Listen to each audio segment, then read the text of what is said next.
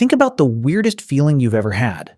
Not happiness, not sadness, but emotions so strangely specific that you've probably felt but never knew how to describe.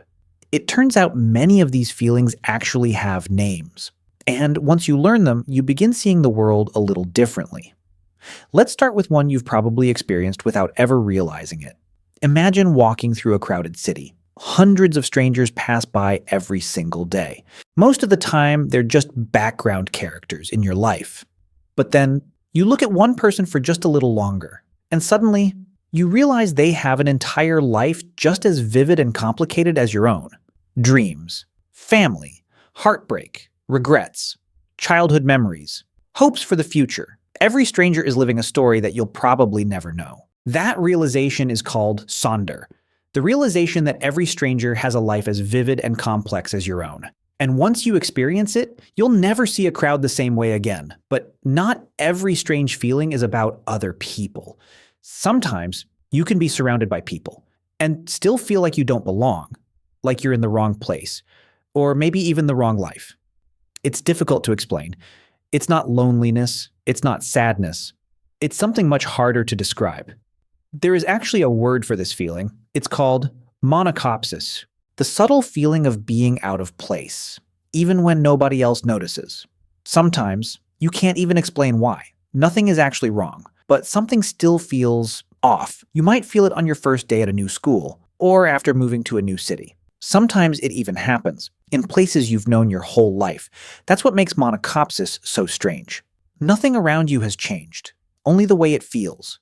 And just knowing this feeling has a name can make you feel a little less alone, because someone, somewhere, felt it too. The next feeling only lasts a few seconds, but you've almost certainly experienced it. You're talking to someone, and then your eyes meet. Suddenly, it feels strangely intense, almost like they can see right through you. That uncomfortable vulnerability actually has a name. It's called Opia, the strange intensity of making eye contact. For just a moment, it can feel like another person is looking directly into who you are, even though nothing has actually changed. Of course, the other person probably isn't reading your mind. They're probably wondering if you're judging them instead. That's what makes Opia so fascinating.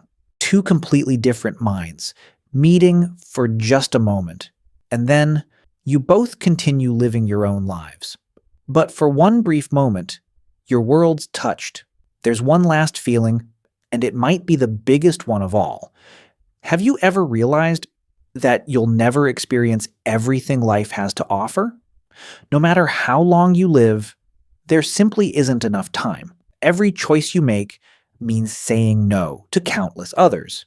Every life is only one version of what could have been. That feeling has a name. It's called Onism, the awareness that you'll never experience everything. No one can. That's what makes every life unique. Your story will never look exactly like anyone else's. And maybe that's why these words matter. They don't create new feelings. They simply give names to things we've always felt. And once you know them, you begin seeing the world a little differently.